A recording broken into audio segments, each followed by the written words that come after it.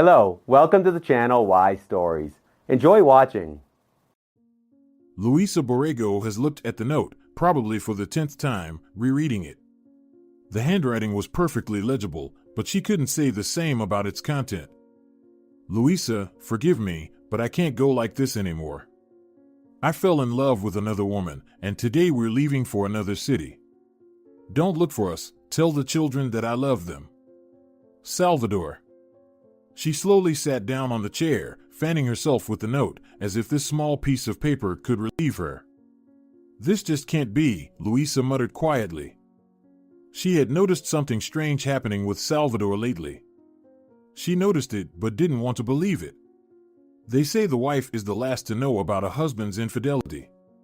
He told her he had a lot of work and that he was tired. He stayed out late and went away for the weekends.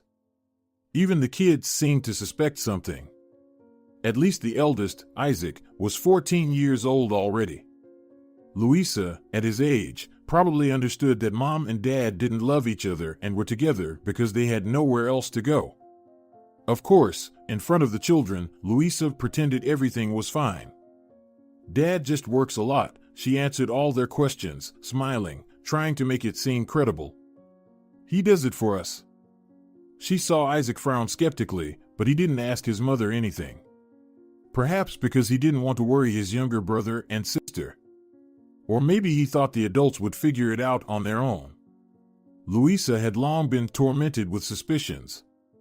She tried to ignore them as best she could. Salvador's long, light-colored hair stuck to the front passenger seat of his car, while Luisa's was dark walnut and shoulder length. Long hair isn't practical when you have 3 children. He just gave his colleague a ride. Luisa thought about the hair. Or a friend. The smell of another woman's perfume on his clothes, the sound of a message on his phone at 2 a.m. Once, Salvador spent an hour in the bathroom just to go out for a beer with his friends. His friends avoided eye contact if they happened to meet Luisa. She found explanations for all of this. Why, she thought, squeezing the note in her hand. Why did I justify him when everything was so obvious? Simply because I was used to trusting him, or because I've never deceived anyone myself. After being married for 15 years, Luisa had never lied to Salvador, not even about small things. Or maybe she was just afraid of disrupting their stable world, to which she had become so accustomed over the years. Don't stir up trouble while it's quiet, Luisa's grandmother used to say. And Luisa didn't stir, she just pretended everything was as usual. Until Salvador took the first step. Mama, are we having dinner tonight? Isaac peeked into the kitchen. He always caught her mood on radar, and now he immediately sensed that something was wrong with Mom. Luisa flinched, trying to hide the note, but her son jumped to her side in 2 steps and practically snatched the paper from her hand. He read it in a couple of seconds and sighed. Somehow maturely, without surprise, as if he had long been prepared for such a thing to happen. I see. Have you called him yet? Why should I? What do you mean, why? The eldest son sat down next to her. Of all the children, he resembled Luisa the most, the same dark walnut hair, expressive green eyes, and straight, neat nose. Unlike the gentle Luisa, however, Isaac had always been serious and remarkably mature for his age, as if he were preparing himself to become the head of the family. You'll have to discuss divorce and child support. Who will pay for the apartment? We still have 5 years left on the mortgage. Maybe you're right. We need to discuss this with him. It's just... I still can't believe this is happening. Her son sighed and covered her hand with his own.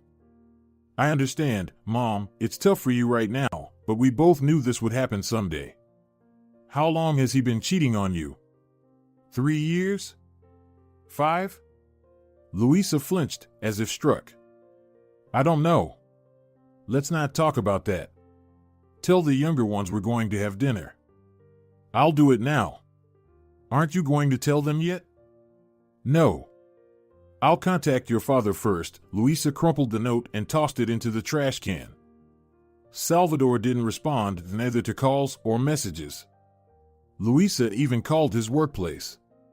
They said that Salvador Borrego had submitted a resignation letter a few days ago and they hadn't seen him since. Luisa also called some of his friends. They said they didn't know anything either. Only one of his friends, Valerio, said that Salvador had told him about his plans to leave his wife and children and run away with his lover. I thought he was joking. Valerio sighed. Turns out he wasn't. You knew he was cheating on me, didn't you? Luisa asked. There was silence on the line for a few seconds, but then Valerio finally answered. I did. Okay, Luisa said. I understand. Thank you for telling me everything. She hung up and looked thoughtfully out the window. The children were already asleep, and now she had time to think and decide what to do next. After Barbara, their youngest daughter with Salvador, was born 7 years ago, it became clear that Luisa wouldn't return to work anytime soon. Why do you need to work there? Her husband had said. Even if you work double shifts at your hospital, your salary won't cover the costs of even one child, let alone 3. Luisa sighed. She understood that nurses didn't earn that much. You might as well quit, Salvador continued. Take care of the house and the kids, we'll have enough money. So she agreed with her husband and quit the hospital where she had worked for many years. Of course, they were very disappointed. There was already a shortage of nurses, and responsible and meticulous professionals like Luisa were very rare. She didn't really want to quit, she enjoyed her work. But combining it with taking care of her husband and children was difficult. After leaving her job, Luisa didn't know what to do with herself for a while. She was used to juggling shifts, caring for her husband and the kids, and doing household chores. Maternity leave was only a break from work for her because all the other duties remained. And now, she could take Barbara and Rafael to kindergarten in the morning and Isaac to school. On the way back, she needed to buy groceries, do the laundry, and sweep and mop the floors. And then it was time to start preparing lunch so that by the time it was ready, she could rush to pick up the younger ones from kindergarten. Before, Luisa used to rush to the school to pick up Isaac. But after the youngest sister started going to kindergarten, the eldest son of the Borrego family protested. I'm a grown-up, he told his mother, I can walk home from school by myself. You're only 9. Luisa objected. Isaac just stubbornly furrowed his brows. The school is close to home, and you have to pick up 2 kids from kindergarten and then come get me. Plus, it's embarrassing for me that mom picks me up from school like I'm a little kid. His mother sighed and agreed. If Isaac had decided something, he couldn't be persuaded otherwise. Over time, Luisa became absorbed in the whirlwind of domestic life and couldn't even imagine that she had once worked. The money Salvador earned was enough, and her husband was happy to come home to a clean house, a hot dinner, children fed and bathed, and a wife who didn't smell like chlorine and iodine. But now, Luisa had no idea what to do in this situation. She hadn't worked for 7 years, they lived in an apartment, and they still had to pay off for several more years. The money they had now would last, at most, for a month. If they cut all expenses, maybe 2. Of course, there was hope that Salvador would come to his senses and make a call. But her intuition told her that wouldn't happen. And then what? Where would they get the money? Luisa had no one to turn to for help.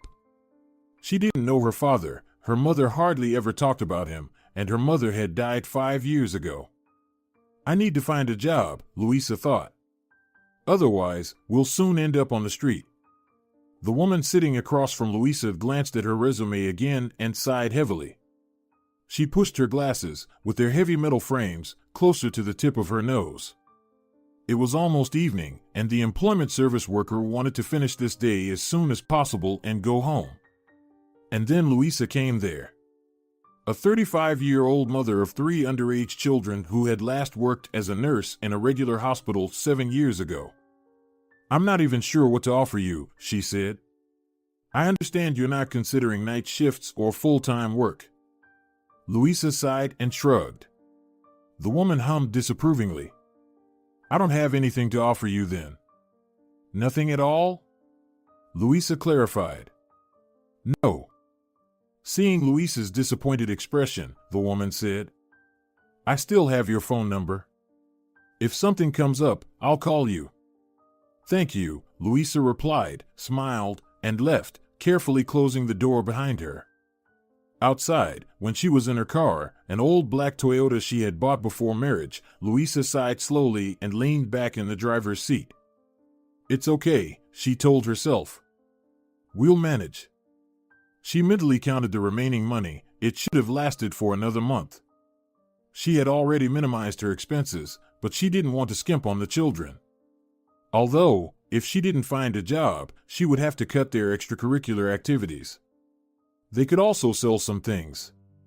Louisa didn't have any particularly expensive clothes or shoes, but she could take jewelry, a laptop, and maybe the TV from the bedroom to a pawnshop for appraisal. All the valuables, the TV and the laptop, had already been sold, as had Louisa's new winter boots, which Salvador had given her for New Year's. They were beautiful but uncomfortable, and she had hardly worn them at all. Then she suddenly remembered them and decided to check their value. It turned out they were worth a small fortune. Louisa reduced the price by a quarter, and within a couple of hours, a happy woman came to pick them up. She told Louisa that she had been searching for them for 6 months in every store, and now all her friends would envy her. When she left, Louisa breathed a sigh of relief. They would be able to stretch it for another 2 weeks. But what next? She had already cut all possible expenses, and there was nothing left to sell. Would she have to accept full-time work? And what about the children, then? Would she leave them alone from morning until evening? Of course, Isaac was already 14, Raphael was 10, and Barbara was 7. They weren't little kids. The eldest had long been telling his mother that he could handle the younger ones if he needed to feed them, pick them up from school, and make sure they did their homework. But did she have the right to burden her son with adult responsibilities so early? Her phone suddenly rang, and Louisa almost jumped. She wasn't expecting any calls, and the number was unfamiliar.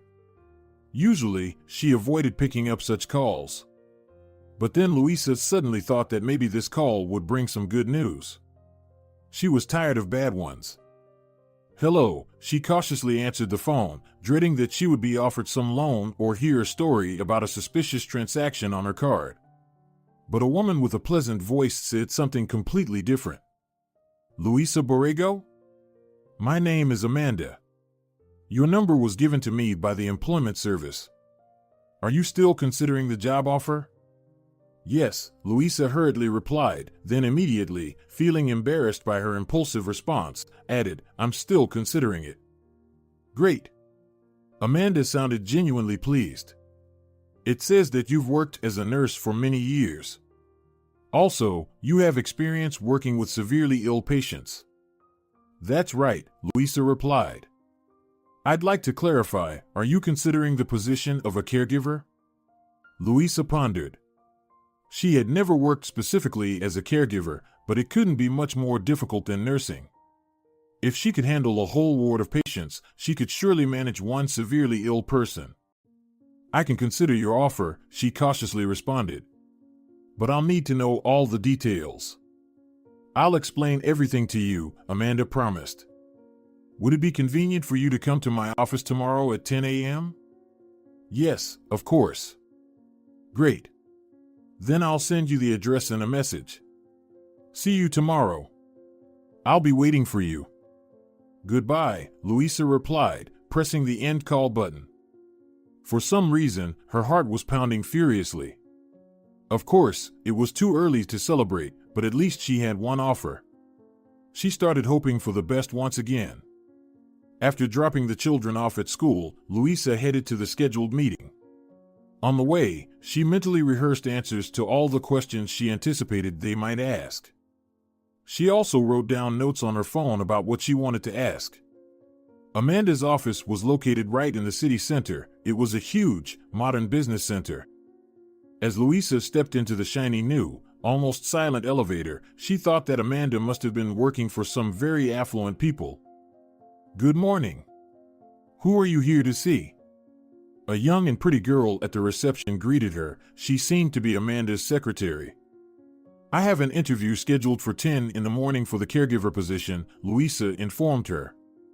"Oh," the girl replied, sounding either sympathetic or surprised, but then quickly composed herself and smiled politely.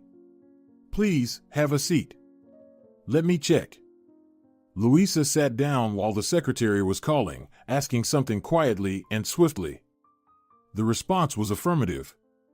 Then she stood up, smiled at Louisa again, and said, "Amanda is expecting you. Please, come in."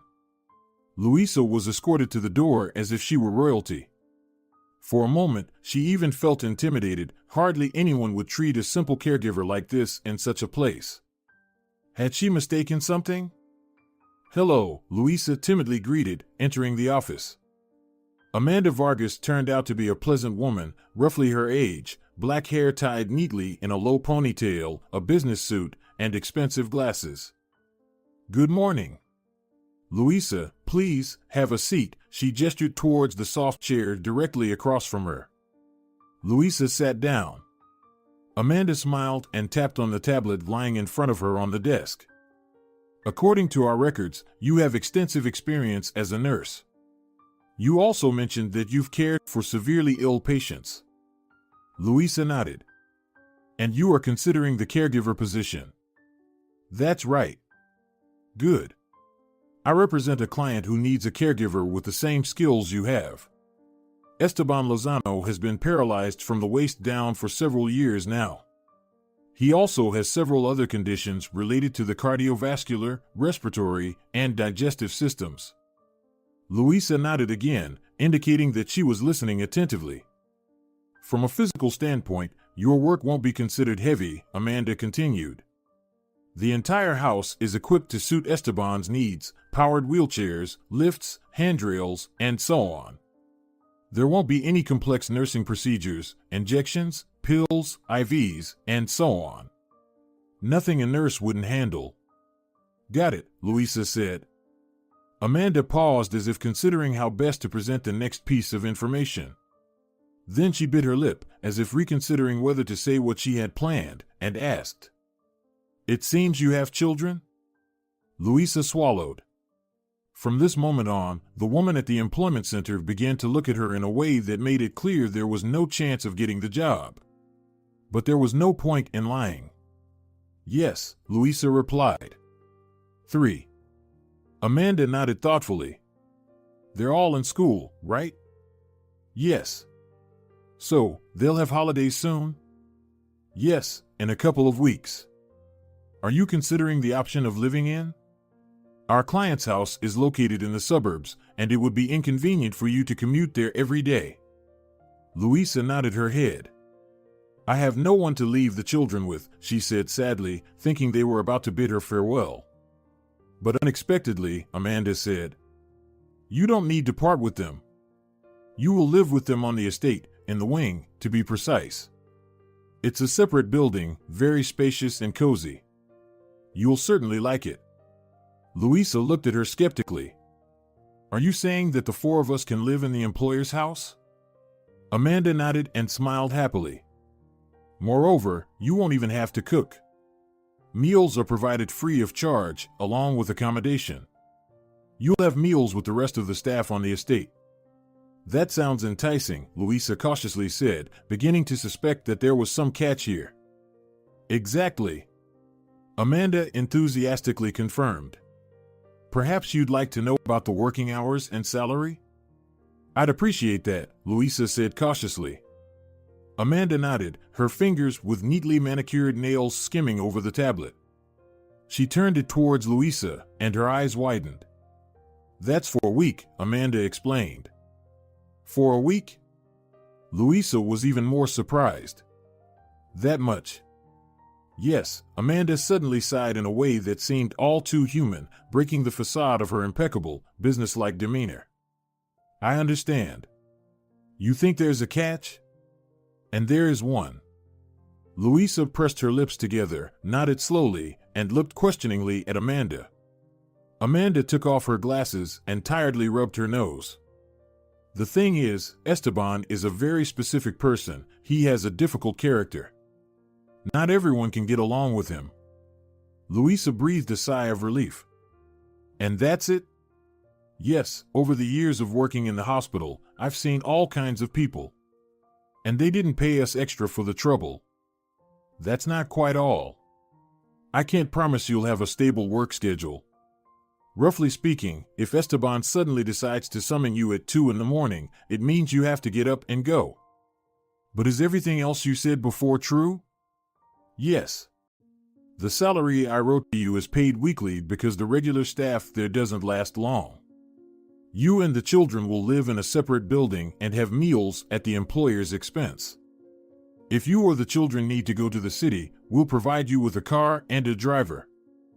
So, in return, I'll have to take care of a grumpy old millionaire and be ready to come at his call at any time? You could put it that way. I'm ready, Luisa replied. When can I start? It took them some time to complete the paperwork, and then Luisa waited for her children's holidays to begin. And finally, they packed all the necessary things and headed to the estate of the mysterious Esteban Lozano. Mom, he's not some kind of weirdo, is he? Her middle son, Rafael, asked. It's so weird that we're all going to his place. Luisa blushed. They were riding in a car with a driver sent directly by her employer. She looked in the mirror and saw that the driver, who introduced himself as Gil, was smiling. Rafael. Luisa exclaimed indignantly. We're not going just anywhere, we're going to an elite community. And Esteban is perfectly normal. Please don't say anything unnecessary if you have to meet Esteban. You understand how important this job is for me. Most likely, Esteban will only meet with you, Gil suddenly spoke up. He's not very fond of new people, and besides, he instructed me to take you directly to the wing. Got it, Luisa replied. After some time, they reached the settlement. Wow! Rafael immediately commented. If weirdos are living here, they're very rich ones. Rafael, stop it. Isaac laughed, and Barbara nearly bumped her forehead against the glass, trying to see everything. Indeed, Luisa thought. Very rich people must live here. They drove past huge mansions surrounded by high fences. And that's not all. Gil said cheerfully. It will get more interesting further ahead. After they passed through the entire settlement, they entered a large area surrounded by a beautiful, elegant wrought iron fence. The driver pressed a button on a small black remote that appeared in his hand, and the gates opened. Now we're entering the estate grounds, Gil commented. They were driving along a road bordered by rows of neatly trimmed trees on both sides. Then they reached a huge modern house made seemingly of glass and metal. But the car didn't head towards the mansion, instead, it turned left. After a few minutes, they stopped at a small, neat wooden house. Luisa and the children got out of the car. Beautiful, Luisa said. This wing must be very old, right? Gil, who also got out of the car and was pulling their suitcases out of the trunk, replied. Yes, it was built over half a century ago. But don't worry, the wing was renovated quite recently, about 2 years ago. There are water and electricity supplies, everything you need. And it looks like it was built in the 19th century, Isaac remarked. That's right, the driver replied, approaching the porch with their suitcases in hand. I'm not entirely sure, but I think that was the idea. As they entered, Luisa noticed that, despite its seemingly compact exterior, the wing was very spacious inside. A small foyer almost immediately transitioned into a living room. Seemingly there were a kitchen and dining area, a spacious combined bathroom, and most importantly, 4 bedrooms. Wow! Rafael exclaimed. So, will I have my own bedroom? Luisa smiled. It seems so. In their old apartment, the brothers lived in one room, and only Barbara had her own bedroom. Isaac looked at his mother and smiled. He's already grown up, Luisa suddenly thought. He needed his own room a long time ago. Meanwhile, Gil had already brought in all their belongings and said, Make yourselves comfortable and relax. I think in about an hour, they'll come for you and invite you to lunch. There, you'll meet everyone. Thank you, Gil, Louisa said sincerely. He smiled. It was nice to meet you. I hope you'll like it here and decide to stay. In the hour they had, everyone managed to unpack their things and settle into their new living space. Raphael and Barbara even ran around the wing.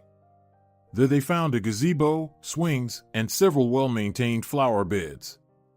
Mommy, I really like it here, Barbara exclaimed, running up to Louisa and hugging her legs. Louisa smiled and stroked her daughter's hair. I'm so glad, she said. I hope you won't be bored here while I'm at work. I won't be, the youngest one confidently declared. At that moment, someone knocked on the door. Come in, Louisa replied. A tall, fair-haired, hazel-eyed man entered the cottage. He was dressed simply in a white t-shirt and black jeans. But he carried himself so confidently and casually that Louisa immediately understood this man played a significant role here. Good day, everyone. The stranger greeted first. My name is Melibio. I'm Esteban's assistant and the manager of this house. Nice to meet you, she replied. My name is Louisa, and these are my children, Isaac, Raphael, and Barbara. Hello. The kids greeted in unison. Melibio smiled. Wonderful. I'm sure you'll bring our sleepy kingdom to life. And now I invite all of you to lunch. He led them along an inconspicuous path to the mansion's entrance. Through this door, they entered a large, cozy kitchen. And here are our newcomers. They heard a cheerful female voice. Louisa saw a short, slightly plump woman in her 50s. I'm Ophelia Herrera, she said. I'm in charge of food in this house. Please have a seat.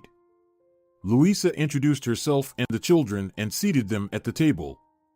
Besides them, there were about 10 other people, all of whom were estate workers. They introduced themselves to Louisa, but she was so nervous that she couldn't remember anyone properly, so she just smiled and nodded.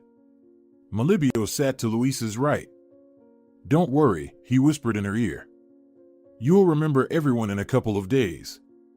How do you know what I was thinking? Louisa asked. It's not difficult. When I first started working here, everyone was introduced to me, and I was thinking the same thing.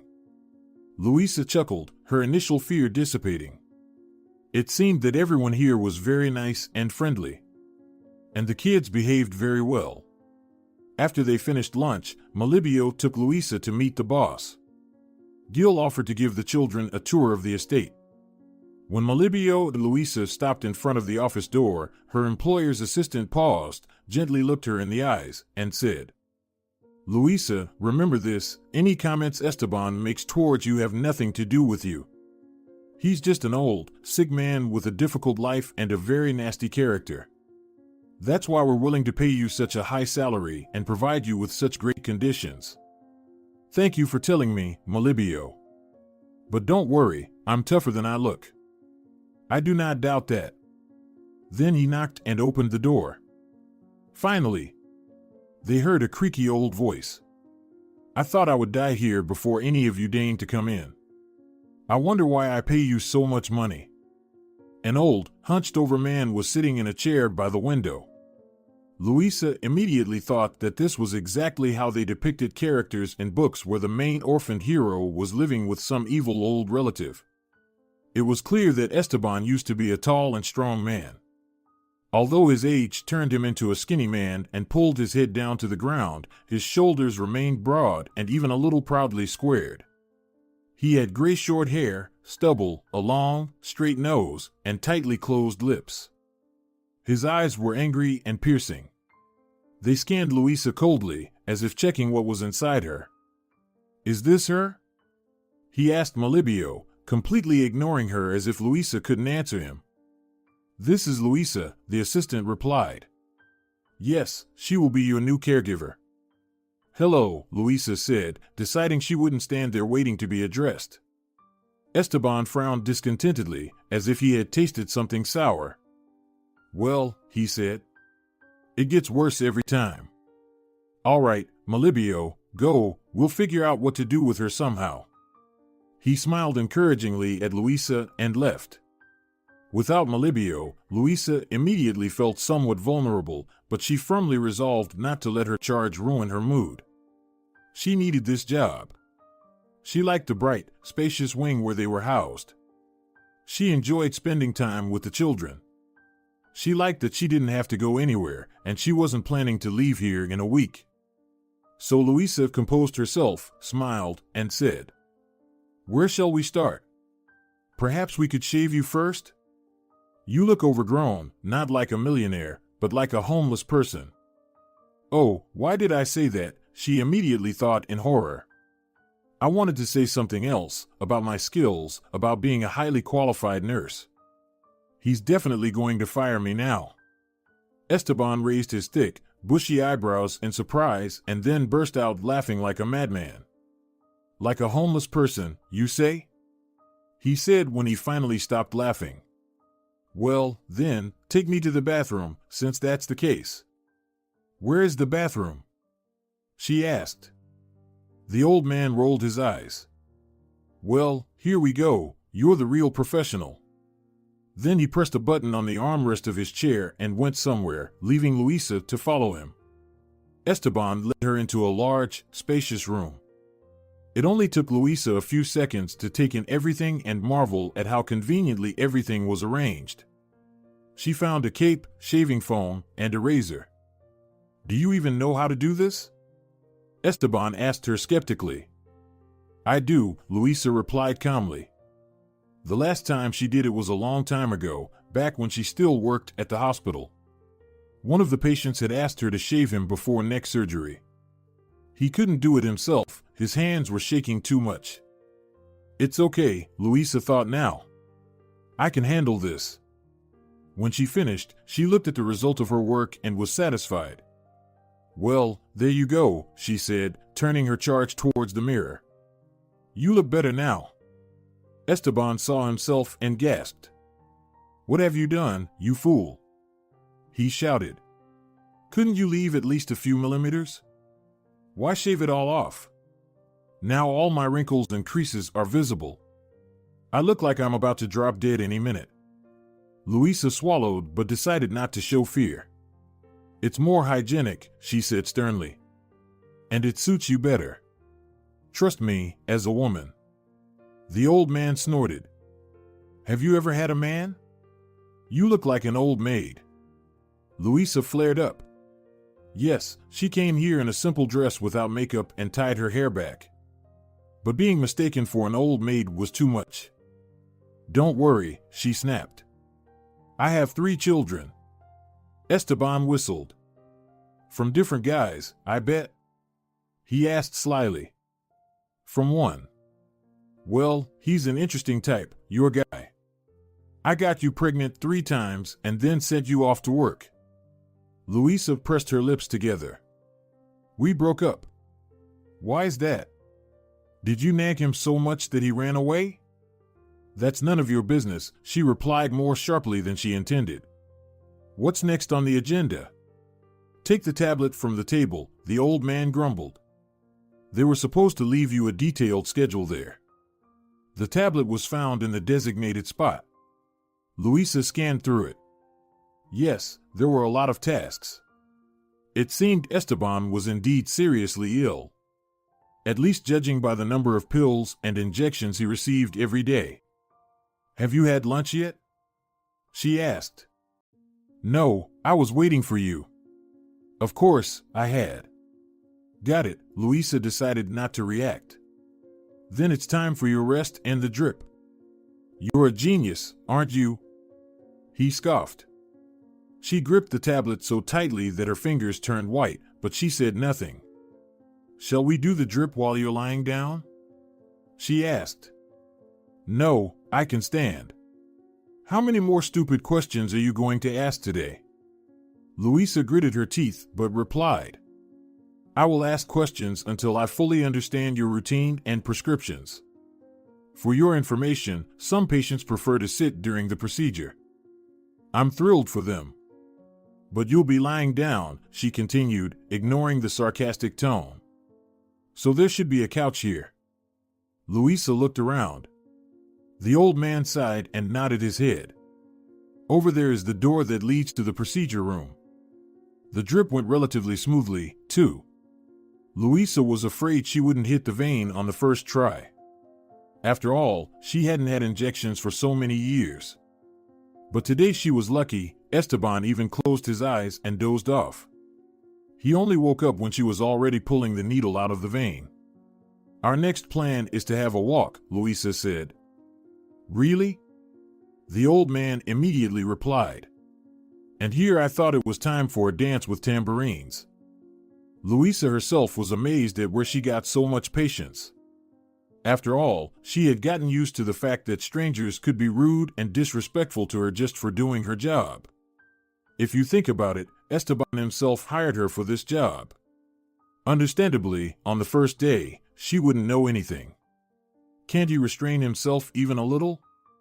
Louisa thought, walking through the garden next to his wheelchair. Although, why would he? He's a millionaire, not used to limiting himself to anything.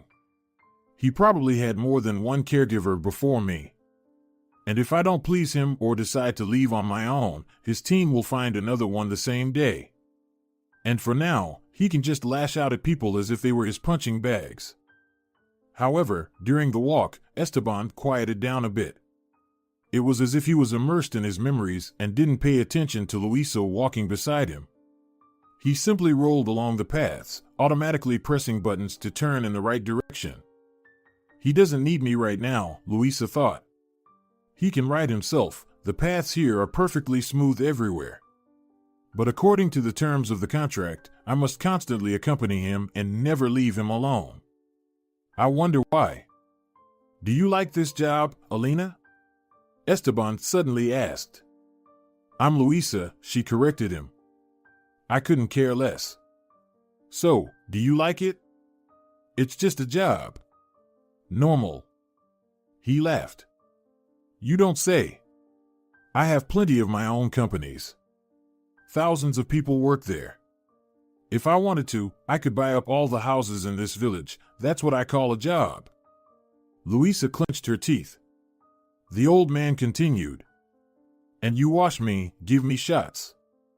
And if you stick around, you'll be doing plenty of other, less pleasant things. Did you dream about this in school? Louisa felt herself truly getting angry. I don't understand why you started this conversation, she replied honestly. Esteban smirked. Aren't you ashamed? You children can see you. A grown woman works as a caregiver. You don't even need much intelligence for that, just do as you're told. A monkey could handle it. Or do you lack the brains for anything more? If a monkey could handle it, why do you change caregivers so often?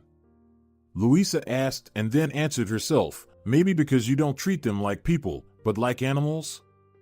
Perhaps a chimpanzee or a gorilla would suit you better. At least they wouldn't understand how you treat them. The old man laughed. If my manners don't suit you, princess, you can leave today. You've amused me so much that I might even ask Malibio to pay you for a week in advance. For a moment, Louisa felt like doing just that. Take the money, grab the kids, leave, and never see this arrogant, repulsive old man again, who treats her like some servant. No, she mentally told herself immediately. That's exactly what he wants, and I won't find another job like this. She remembered how many resumes she sent out without a response. How many times she was rejected, how many evenings she wondered, what else could she sell to have money for the mortgage and food? Everything suits me, Louisa briskly replied to her boss, and she even found the strength to smile. And we have dinner and evening procedures soon, so I think you should turn your wheelchair around. Louisa has been working for Esteban for 2 weeks now. And every day, it seemed to her that she couldn't hate this man any more than she already did. But he proved her wrong. The old man always found something in Louisa to latch onto. Her appearance, her voice, her gait, or a word spoken with the wrong stress. Once, she got nervous and couldn't make the drip on the first try. He brought it up for 3 days. Luisa was overwhelmed with unjustified offense and anger, and most of all, with helplessness. She realized that Esteban understood everything perfectly. He knew how difficult her situation was right now, and he shamelessly took advantage of it. He was just used to power and being the first in everything. Everyone obeyed him, listened to him, and feared him. And now he was just a pathetic, sick old man who was all alone. Working up the courage, Luisa once asked Malibio if their boss had a wife and children. As far as I know, he replied, he doesn't have children, but he's been married 4 times. 4? Luisa gasped. Yeah. The first time he got married, he was quite young. I think she was from a wealthy family. He either worked for her father or they had a joint business, I'm not sure. It seems like it was a marriage of convenience. Esteban worked hard, and his father-in-law noticed, so he helped him start his own business. When the boss had established himself, he didn't need his wife anymore, so he filed for divorce. Then there was some model, about 10 or 15 years younger than him. They were together for a bit, maybe 3 or 4 years. Then he caught her cheating, and they divorced too. The third one, as far as I know, left him herself. She was also a young and beautiful girl, but she quickly got tired of him. And the fourth one was his old friend. They were the same age and had been friends for a long time. They got married when they were both over 50. They have both been divorced several times. It seems like they got along fine. But she died of cancer about 5 years ago. That sounds sad, Luisa said. Yeah. Those who've worked here longer than me say that's when he started to become like he is now. They say he used to be quite bearable. Not an angel, of course, but tolerable. But now he's just getting worse every day. Luisa sighed. That's really sad. So, he doesn't have any relatives? Malibio shrugged. I think he has a sister with her children and grandchildren. But they live abroad and rarely come here. He's a very lonely person, Luisa said. It's really sad. To be sick and live alone in such a huge house. Yeah, the manager replied. And he takes it out on those around him. Every evening, Luisa looked forward to the end of the workday, when she could spend time with the children. They had settled in quite well here. The entire staff of the estate treated Isaac, Raphael, and especially little Barbara very kindly. Ophelia fed them delicious treats. With Luisa's permission, Gil took the children with him if he had to go somewhere nearby on the boss's orders. The kids explored the estate with its huge garden and many beautiful, quiet corners. The only thing they tried to do was not be seen by the homeowner. However, this wasn't so difficult. Esteban only walked, accompanied by Luisa. Usually, it was in the first half of the day and only occasionally during the day or late in the evening. 2 weeks later, Luisa remembered for the first time that she had an irregular work schedule. She and the children had long gone to bed when Luisa's phone suddenly rang. Malibio's number appeared on the screen. What's up? Luisa mumbled sleepily. Luisa, hurry to the house. Esteban is having an attack. Luisa jumped out of bed, instantly wide awake. She had been warned that her charge could have such attacks. In such cases, Luisa had to rush to the house immediately and provide first aid. She didn't even bother getting dressed, she just put on a robe over her nightgown and dashed to the house. Lights were on everywhere, and frightened night maids and guards were running around. Luisa wasted no time and went straight to the bedroom. Esteban was half lying on the bed, breathing so heavily that she could hear his wheezing and gasps from a distance. Malibio was standing next to him, having seated the boss, opened the windows, and was now fetching everything Luisa might need. She gratefully nodded to the manager and got to work. She placed an oxygen mask on Esteban's blue face and started the oxygen flow. Then she quickly found the necessary ampoules from the first aid kit, drew their contents into syringes, and administered the injections. Fortunately, the attack turned out to be less severe, and the medication began to take effect quickly. Louisa carefully monitored as the old man's pulse stabilized, his breathing was restored, and his color returned to normal. "There we go," she said. "Feeling better now, Esteban?" The old man nodded and croaked. "For someone who just about kicked the bucket, I guess it'll do." "You need to drink some hot tea with mint or lemon balm now," Louisa said. "I'll make sure it's brought to you." "Louisa," the boss replied, "I have one more request for you." "Will you do it?" Louisa nodded. "Yes, of course." "What is it?" "Next time, come faster. Because while waiting for you, I could join the majority." Louisa felt all the sympathy. She had just felt it watching the old man suffering from the attack disappear. "I'll make sure to be quicker," she replied calmly. "I'll tell the maids about the tea." A minute after Louisa asked for tea, Melibio came to the kitchen. "How are you?" he asked. "Fine," Louisa replied. "He's such a man. He'll act like a jerk to the bitter end, even when he's almost dead." "Acting?" Louisa questioned. "As far as I'm concerned, that's just who he is." Melibio sighed and ran a hand through his hair. "You know," he said in a confidential tone, "sometimes I think the boss isn't like that. It's just that at some point, he decided it was the only way to interact with the world, and now he's afraid to behave like a human being." Louisa shrugged. "Noble interpretation, Melibio, but I'm sure he's sincere." Melibio smiled. "How about some coffee?" he offered. "I'd rather go to sleep. Good night." "Good night, Louisa." The next day, when Louisa and the children came to have breakfast, Melibio made an unexpected announcement. "Louisa, you have the day off today." "Why is that?" she asked, surprised. The manager shrugged. "The boss said so. His sister and her children are visiting him. They'll take care of him." Louisa frowned. "What about the injections, the 4? Melibio waved his hand. "Don't worry, we call a nurse from a private clinic for such cases." "Why doesn't she come every day, then?" "What's the point of me being here?" Louisa pressed. "The boss doesn't like new people," Ophelia suddenly said, smiling, while serving children their second helping of cheesecakes. "That's why he insists on having someone on staff who knows all his habits." "Got it," Louisa replied. "That's why he drives people crazy and makes them quit," she added mentally. "And it's more enjoyable to torment his own servant than torment private clinic nurses, who would be different every time."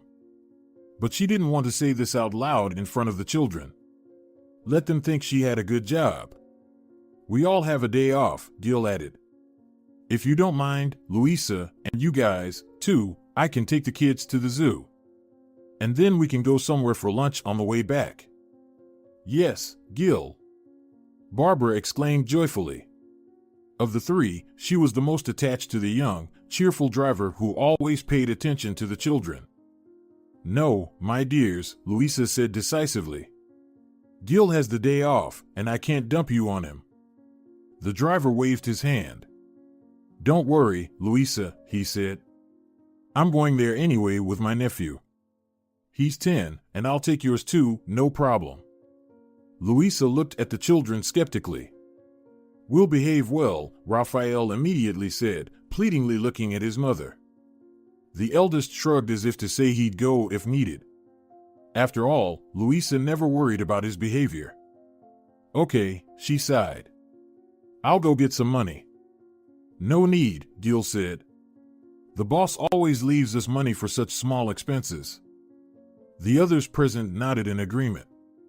"Don't worry about it," Ophelia assured her. After breakfast, Gil and the children went to the garage to start the car and leave. Only Melibio and Louisa stayed in the kitchen. "Do you have any plans for the day off?" the assistant asked Louisa. "I don't even know. Probably I will go to the city and check on the apartment," Louisa replied. Melibio brightened up. "Want to go together?" I need to solve a couple of the boss's tasks. It won't take long. And then we can check out your apartment. And on the way back, we can have lunch if you don't mind. Yeah, sure, Luisa answered.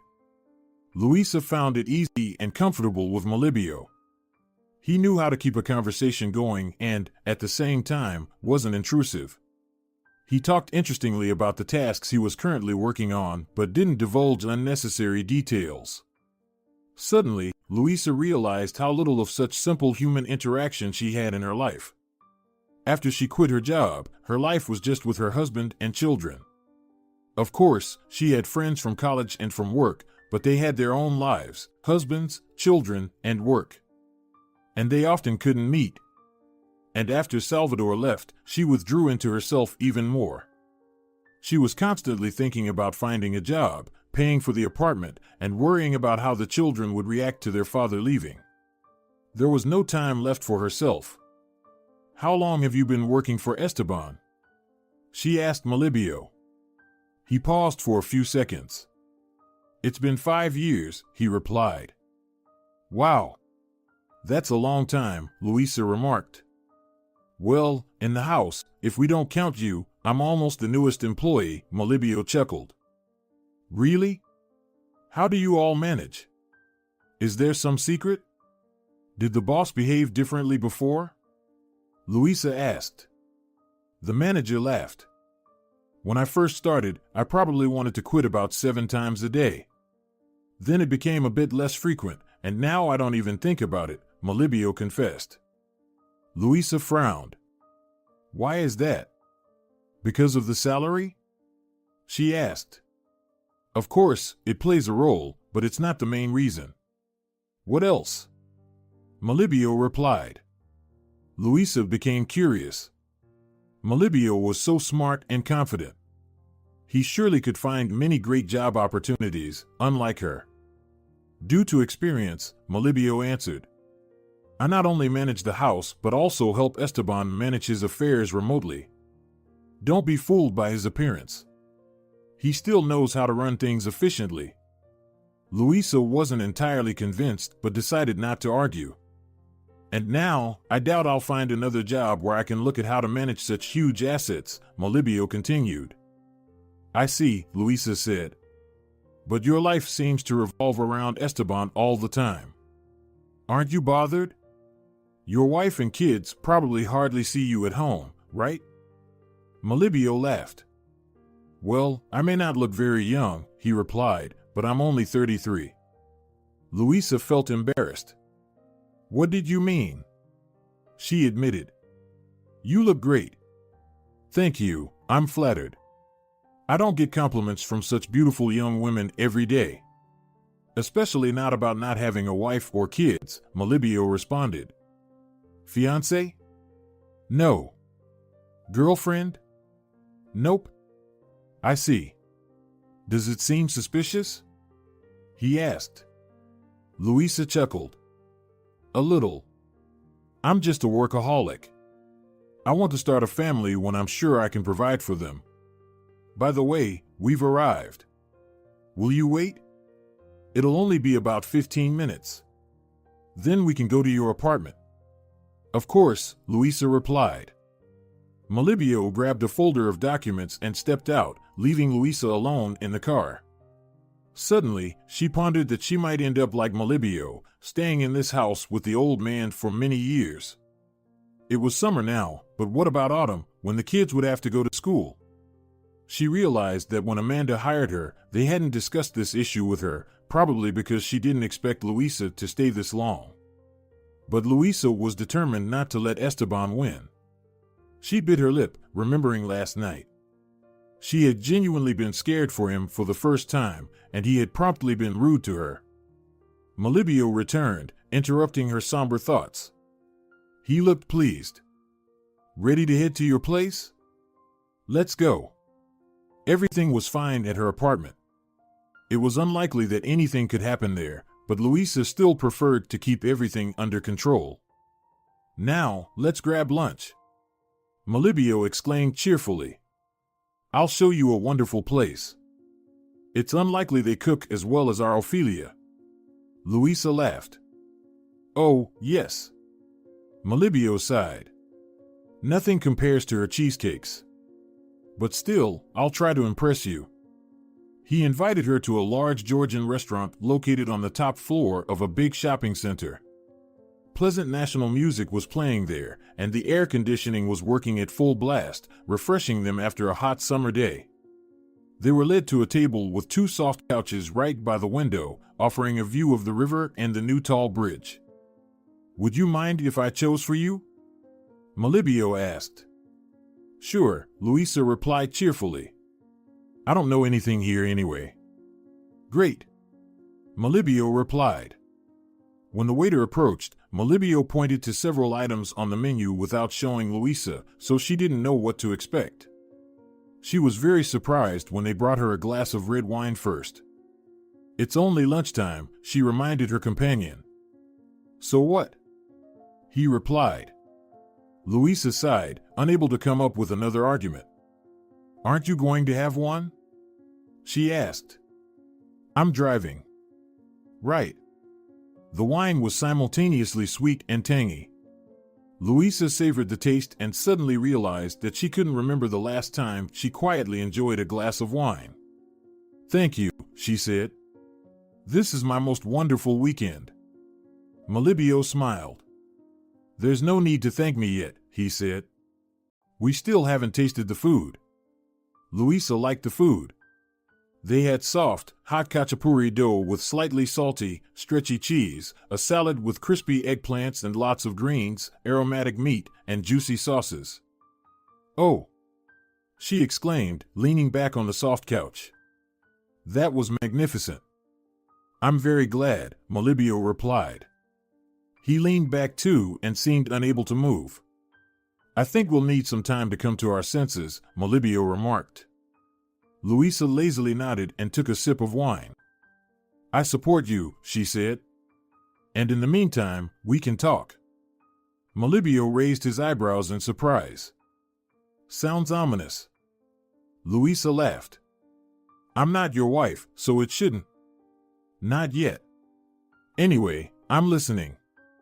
Louisa laughed again, feeling oddly light and good. Tell me about yourself, she told him. You're a bit of a mystery to me. Now that's the thing. Why, though? I'm curious. Simply because I don't know anything about you. Just as I know nothing about you, Melibeo remarked. Fair enough, but let's start with you. Melibeo chuckled. All right then. I'm not from around here. I was born in a small village far, far away. Wow. Yeah. I went to a regular village school and lived in an ordinary family, but I always had big ambitions. Louisa smiled. So, Melibeo continued, I decided to enter the university here. It wasn't easy, but I managed. My student years were fun. Then I got jobs, the second one, the third one, and the fourth one. Eventually, I ended up working for Esteban. And you know the rest. Feels like you skipped a lot in your story, Louisa remarked thoughtfully. Who knows? Maybe I'll tell you about it later. But now we need to talk about you. All right. But there's nothing particularly interesting about me either. I'm local, but I was raised only by my mom. I never saw my father, and my mom didn't talk about him. She worked as a music teacher, so, as you can imagine, we didn't live luxuriously. Did you attend music school? Louisa sighed. Oh, yes. The terrible 7 years of my life. Now I only remember one melody. My mom made me play it most of the time. Everything else has faded from my memory, but I've played this one so many times that if you woke me up at 2 a.m, I could play it with my eyes closed. What melody is that? Bach, Chopin? No, it's not classical, that's for sure. Honestly, I don't even know. My mom never said who the author was. We definitely didn't cover it in school. I have a theory that she composed it herself, but I can't say for sure if that's true. Okay, go on, Melibeo said, but then interrupted himself. Do your kids go to music school? No, Louisa cut in. Melibio chuckled. Should I order you more wine? She shrugged, and Melibio asked for another glass. Unlike you, I didn't excel academically, Louisa continued. And after school, I could only count on college. And for some reason, I suddenly decided I wanted to be a nurse. I thought it was a very beautiful, noble, and romantic profession. It is, Melibio said. Not a bit, sighed Louisa. No, I don't regret it. Studying was interesting, and so was working. Besides, at work, I met Salvador, my husband. Was he your patient? Yes, I had just started working, I didn't know much yet. I remember even shaking my hands when giving injections and changing dressings. I thought it was obvious from a mile away, but Salvador didn't notice. Melibio smiled. I'm sure he fell in love with you at first sight. He said it was like that. Actually, I liked him too. Soon, we started dating, and half a year later, we got married. And soon after, I found out I was pregnant. You became a very young mother, Melibio smiled. Yes. Of course, the first time was very difficult. But back then, my mom was still alive, she helped me a lot, Louisa sighed. Then Isaac grew up, went to kindergarten, and I started working again. But not for long. When he turned 4, I got pregnant with Raphael, and 3 years later, Barbara was born. Wow! After that, we decided that I would stay home, so I didn't work for 7 years. That's something! Melibio exclaimed.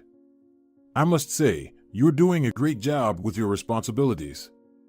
Especially after such a break. Louisa smiled. Thank you. It's nice to hear that. Can I ask a personal question? Melibio asked. Louisa took another sip of wine. You want to ask me why I broke up with my husband? Yes. He left me. Maybe it was the wine, or maybe enough time had passed, but Louisa confessed it so easily for the first time. He just left a note saying he fell in love with another woman, she explained. He didn't even talk to you about it? Louisa shook her head. And what about the kids? He didn't even say goodbye to them either. That's awful. And child support? Louisa smiled. I don't understand what you mean. That's terrible. Everything's fine, Louisa said. Now I'm fine. That's why you're holding onto this job so tightly. Exactly. They were silent for a few minutes.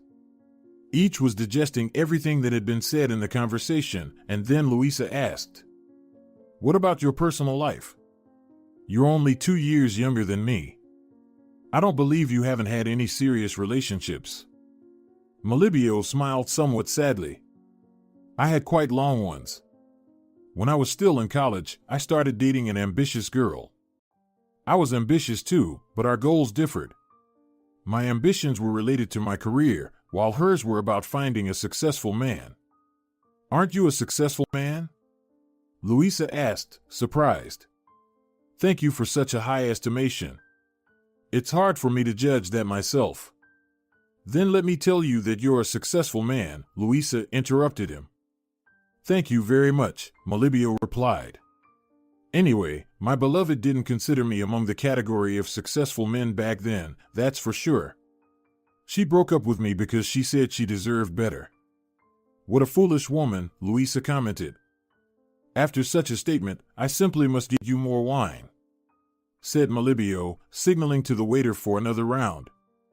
Oh, Louisa sighed, I haven't drunk this much in a long time.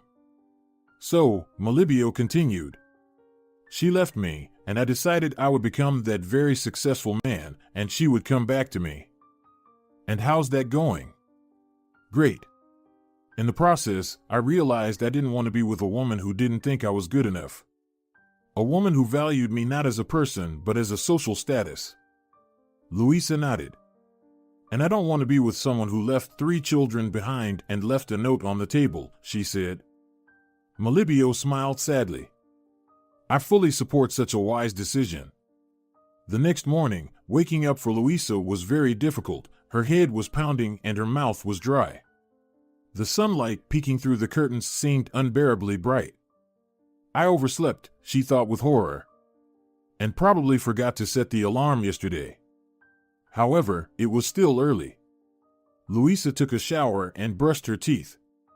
Making sure the kids were still asleep, she quietly slipped out of the guest house and went into the main house. Ophelia was already bustling around the kitchen. "Oh, Louisa." The woman greeted her joyfully. "Good morning. How did you manage to get up so early today?" "Yeah," Louisa said. "It seems like I had a very eventful day yesterday." Ophelia smiled understandingly. "Everything will be fine now. In an hour, you'll be as fresh and lively as a 15-year-old schoolgirl." A minute later, she placed a large cup of fragrant coffee in front of Louisa. "The best hangover cure," Ophelia confidently declared. "And have this too." She placed a plate with a large sandwich filled with meat, salad, tomatoes, and eggs. "I've never eaten anything more delicious in my life," Louisa blissfully exclaimed after finishing her breakfast. "You're magical." "Thank you," Ophelia replied modestly. By the start of the workday, Louisa felt good, and Esteban was unusually friendly today. Perhaps his meeting with relatives had an effect on him, but he hardly commented on Louisa's actions and refrained from making condescending remarks. "You're unusually quiet today," Louisa remarked as they stepped out for their traditional post-lunch walk. "Don't stir up trouble when it's quiet," Esteban replied, but in a surprisingly harmless tone. "All right, I won't. Those are your kids, right?" He pointed to Raphael and Barbara, who were running around the fountain chasing each other. Isaac was sitting on a bench, reading a book while keeping an eye on the younger ones. "They are," Louisa replied, dreading that she might receive a reprimand. But her boss nodded. "Good ones. And it's clear they're close." "Thank you," Louisa cautiously replied. "Are you raising them alone?" He continued, showing an unexpected interest. "At the moment, yes." "That's why you put up with me," he stated rather than asking. Louisa remained silent. "I also wanted to have many children when I was young," Esteban suddenly said. "It didn't work out." "Weren't you married 4 times?" Louisa asked, surprised, then got cautious. She probably wasn't supposed to know such information, but surprisingly, her boss didn't comment on it. "Yes, I was," he replied. Esteban was looking ahead, as if mentally reviewing his entire life. "My first wife didn't want children, and neither did I at the time. We were young and spoiled.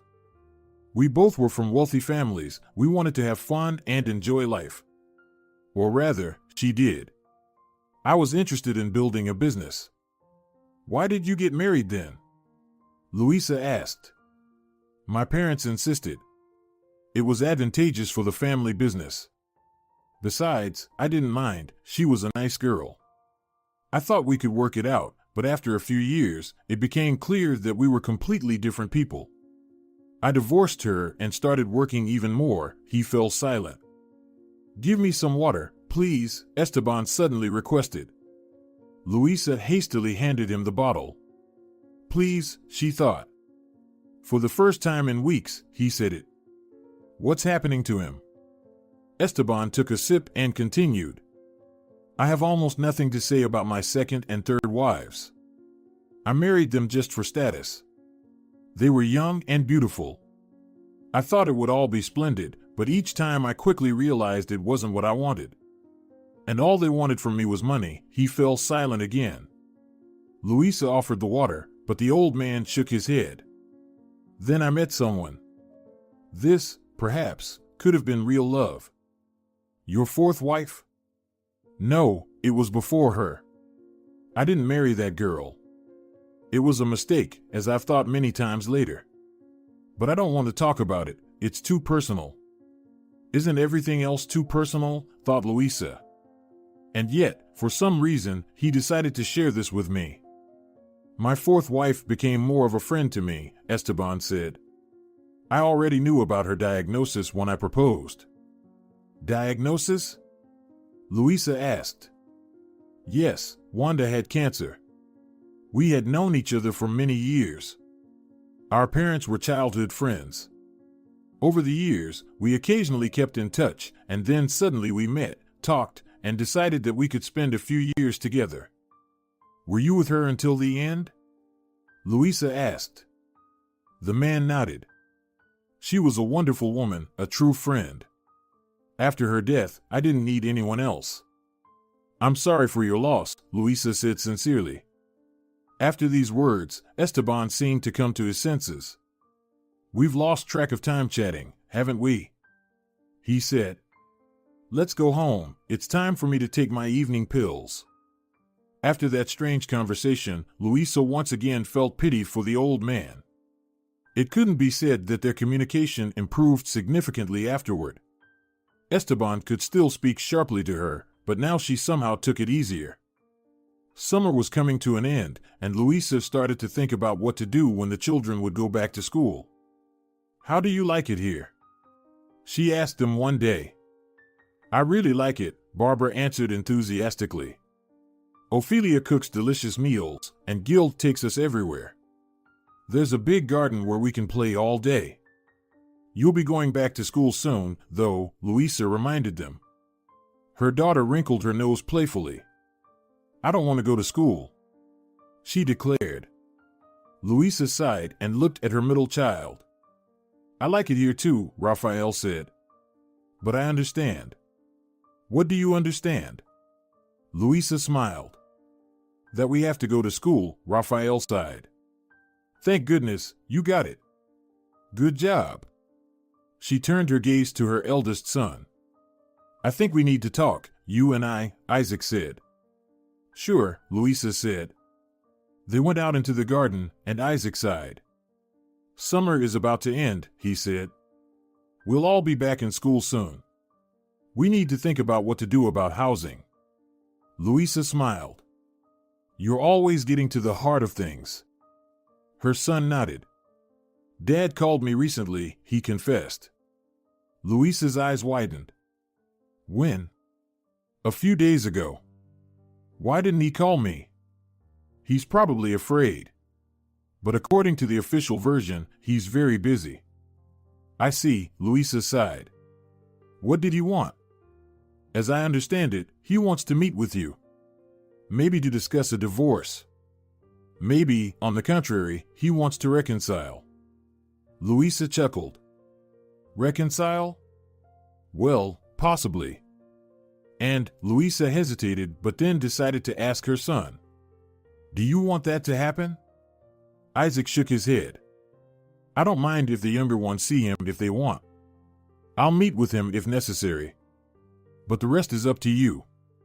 He's your father, she said. But it seems I no longer love him and can't forgive what he did. You don't have to forgive him. As for our school, maybe it's time to talk to Melibio. He'll come up with something. I'll try. You always know what's best, she said, hugging her son. Everything will be okay, Mom, he said. Tell your father that I'm ready to talk to him, Luisa said. Let him call, he shouldn't be afraid. I'll tell him, Isaac promised. A few days after Luisa and Esteban finished their morning routines, Melibio came to them. Are you ready, Esteban? The assistant asked. What else can I do? The chief replied calmly. Let's go. You're coming with us too, he said, speaking the last words to Luisa. Me? She exclaimed. Of course, the ward said calmly.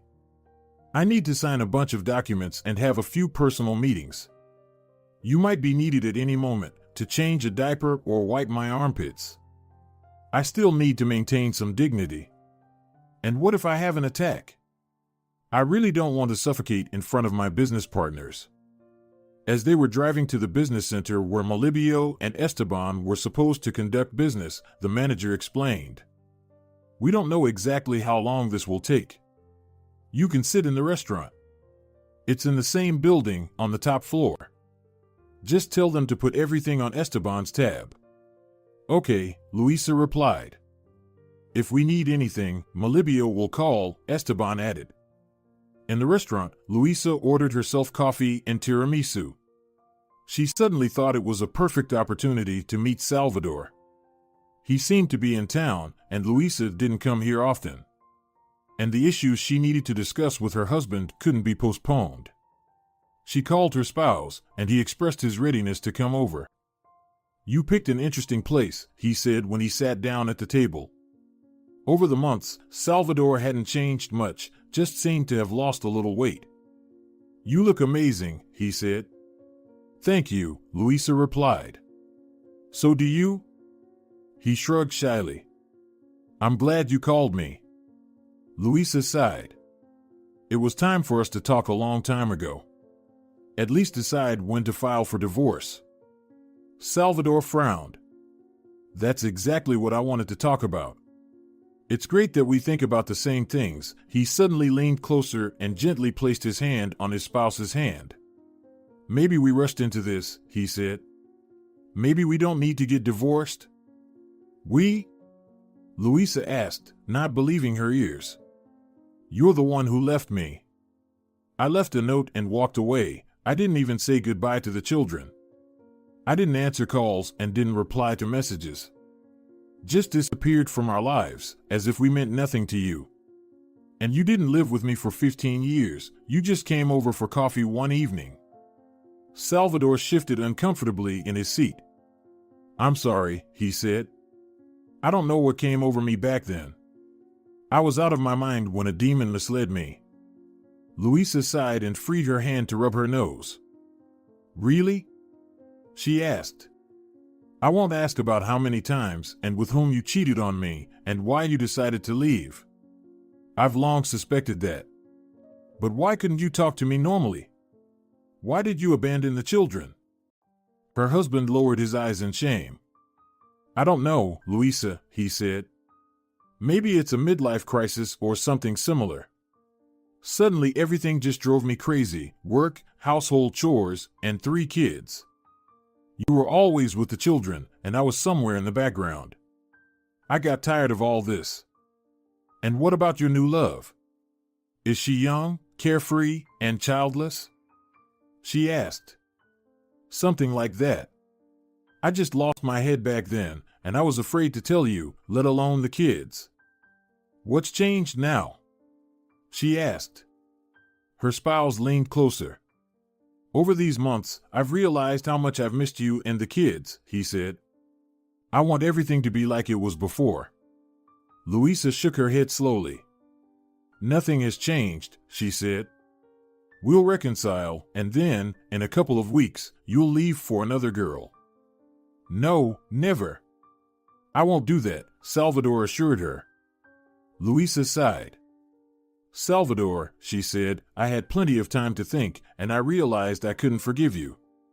And my love for you has disappeared too. I'm sorry, but I think we need to come to an agreement and decide when we'll file for divorce." Her husband's face suddenly changed. Luisa suddenly saw clearly how the feigned tenderness and regret slipped away from him. "Then we need to talk about dividing our property." Luisa was surprised by such a sharp change of subject, or rather, she found it amusing. "Let's talk," she agreed. "Your car goes to you, mine to me, and the apartment to me and the kids." Salvador shook his head. "No, let's sell it and split the money 50-50, he said sharply. 50-50? Luisa smiled. "Even though I'm raising 3 kids alone." Her husband looked embarrassed, but he stood his ground. "I paid the mortgage, and you didn't work, you were living off me." "Yes, because I was taking care of the house and 3 kids. And now I'm paying the mortgage. You left me unexpectedly and didn't even help the kids. You can't imagine what I've been through these past few months." "Well, let's get back together then." Her husband returned to the previous topic, "and we won't have to divide the apartment." Luisa sighed. "No, Salvador, I've already said everything." "Is that so?" Her husband's voice suddenly lowered, resembling the hiss of a snake. "And who will need you alone with 3 kids? Do you think any man, besides me, will even look at you?" You're a stupid housewife. All you know how to do is cook soup. Tears welled up in Luisa's eyes. It hurt to hear such words from the father of her children. From the person she had loved for so many years. Go ahead, play the innocent victim, her husband continued. You'll come crawling back to me on your knees. She won't crawl. Luisa heard a familiar male voice.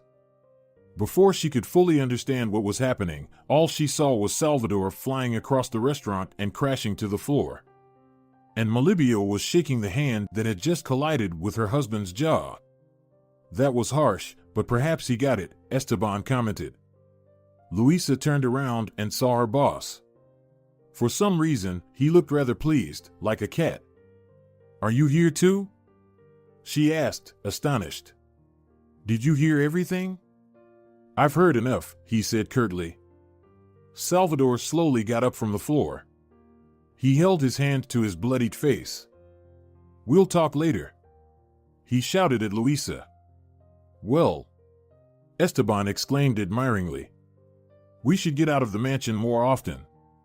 It turns out, it's fun here. Shall we go home?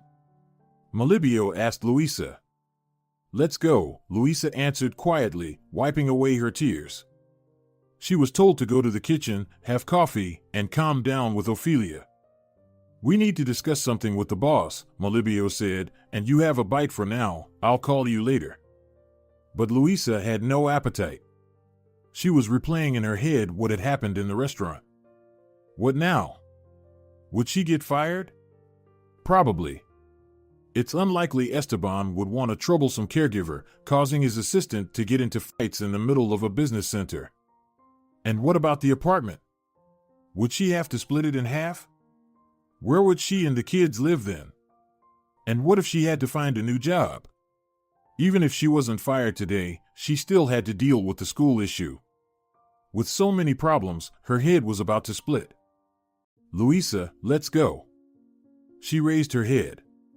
Melibio's face didn't reveal what he had on his mind, so she stood up and obediently walked into the boss's office. What a performance you've put on for us today, Luisa. Esteban said cheerfully. I'm sorry, Luisa said. I didn't know it would turn out like this. Okay, it was even amusing, the boss said. We have other matters on the agenda. Luisa tensed up, now he would say everything. Do you want to continue working here? Esteban asked. Aren't you firing me? Luisa asked. Do you want me to? No, she quickly replied. Then I'm not firing you. Okay. Luisa couldn't believe it herself. Your children will soon need to go to school, the boss said. Yes, Luisa cautiously confirmed. The boss nodded. We'll provide them with a car and a driver, Melibio said, to take them to school and bring them back. Luisa opened her mouth. But why? She asked. Because I don't want to look for a new caregiver, the boss replied calmly. Thank you, Luisa mumbled. And we also need to address the housing issue, Melibio added. What's wrong with it? Luisa wondered. Living in the annex in winter won't turn out any good, Esteban replied. It's warm, but it's not very convenient to go here to have breakfast when it's cold outside. So let's look at your new rooms. New rooms? There's an empty wing in the house, Melibio explained, and that's where we plan to accommodate you. They left the office and headed towards the rooms, where Luisa had never been before. What wing is this? Luisa asked with curiosity. Esteban sighed. It's part of my past, he said. I wanted to forget about it and not look back. However, now I realize it's time to leave the past behind and look to the future. They entered the largest room. This is the common area, the boss said. 4 bedrooms are branching off from here. It should be enough for you. Luisa walked around, surprised, examining the rooms. Each room looked like a piece of art in itself. Beautiful, tastefully selected furniture, paintings on the walls, everything was meticulously arranged. However, it was clear that nobody had used them for many years. I wonder why. Louisa thought. Is it a secret? Suddenly, she saw the outlines of an object from her childhood under a white cloth. A piano. Louisa exclaimed in amazement. May I? She turned to Esteban, who shrugged. Louisa gently removed the white cloth covering the instrument and ran her fingers over the keys. The instrument was slightly out of tune, but she could still play it. Louisa sat down, and she began to play the only melody she remembered, the one her mother had played to her countless times since childhood. The first few notes were difficult, but then her hands remembered, and her fingers were easily moving across the keys. She sat with her back to Esteban and didn't see how the old man's face changed. At first, it stretched in surprise, then he turned his head as if to make sure his hearing wasn't deceiving him. And then a tear rolled down from his right eye, then another from his left. Melibeo quietly approached the piano and stood facing Louisa. He looked at her, then suddenly turned his gaze to the boss and couldn't help but exclaim in amazement. Esteban, what's wrong with you? Louisa immediately stopped playing and turned around in surprise at her ward. The old man, unabashed, was sobbing, wiping his face with his shirt sleeve. How do you know this melody? He asked. It was composed only for me. When Louisa and Melibeo calmed Esteban down, the boss asked for coffee for everyone. They returned to his office, and there the boss began his story. When I met Valeriana, he began, I was still married to my third wife. We hardly saw each other even then. We only met to discuss how we would divide our property. He sighed and rubbed his nose. Overall, I was exhausted from it all, work, divorce. Once, another business meeting was over, I let the driver go and went to the park. I sat on a bench and realized how good it was. The sun was shining, the birds were singing, and the trees were green. And then I saw Valeriana. Louisa froze, her heart beating very fast. She simply couldn't believe what was happening. She was so beautiful. Esteban dreamily said. I had never seen such beautiful women before. And then she looked at me and smiled, and I knew she haunted me. Suddenly, Louisa noticed Melibeo looking at her and smiling. Catching her gaze, he seemed embarrassed and started looking at the boss, who seemed oblivious to everything around him. He was completely immersed in memories of events that had happened over 35 years ago. My feet led me to her, Esteban continued. And for the first time in my life, I was scared. I was afraid she would refuse to get to know me. I had many women, but none of them made me tremble like this at first sight. Luckily for me, she agreed, he blissfully smiled. I've probably never been happier. My wife and I were already living separately at that time, so I invited Valeriana to this house and made this wing just for her. She played for you? Louisa hoarsely interrupted him. Yes, Valeriana taught music. And that melody you played, she composed it for me. Why did you break up? Louisa asked.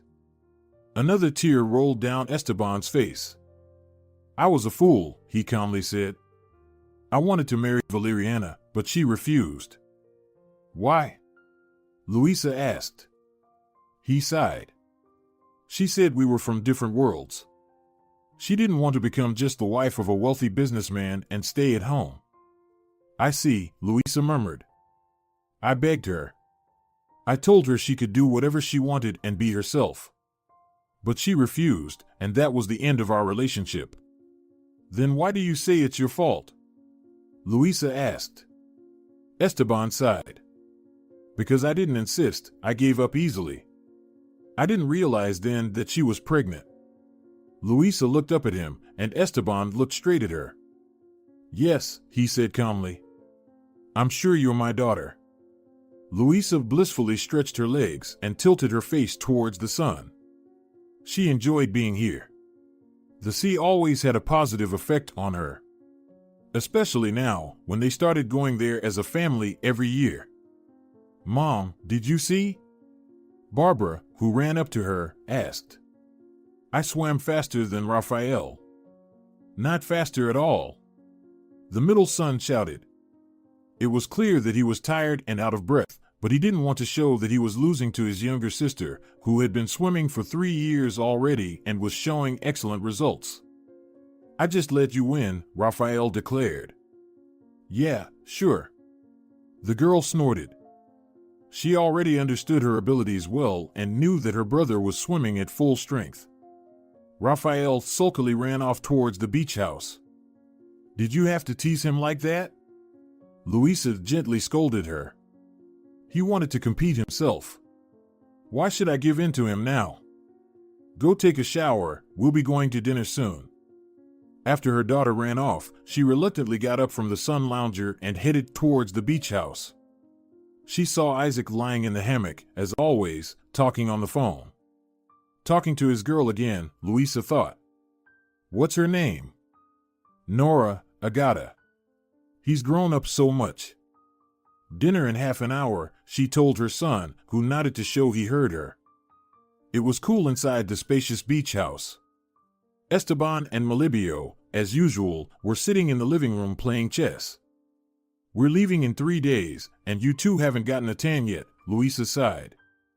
She gently ruffled her husband's hair and kissed her father on the cheek. "Don't worry, Louisa," he replied. "We'll manage." "How's the sea?" Melibio asked. "Warm," Louisa replied. "How's the game?"